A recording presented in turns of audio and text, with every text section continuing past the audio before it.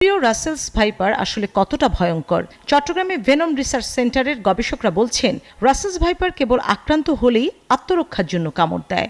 Russell's viper খুবই slow movement করে আপনার ডাঙার উপরে, তো সেই ক্ষেত্রে এই সাপটা মানুষকে তেড়ে কামড়ানোর কোনো প্রশ্নই আসে না। তবে যে জিনিসটা হয় সেটা হচ্ছে খুব দ্রুত গতিতে বাইট করতে পারে।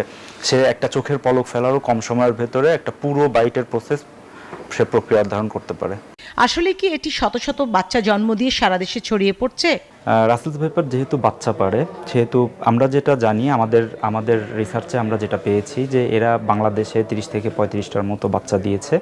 এটা আমাদের কাছে বিজ্ঞানভিত্তিকভাবে এই তথ্যটা আছে। আমরা বিভিন্ন জার্নাল থেকে দেখি দেশের বাইরে অন্যান্য জায়গায় 60 থেকে 65টা পর্যন্ত বাচ্চা হওয়ার রেকর্ড আছে।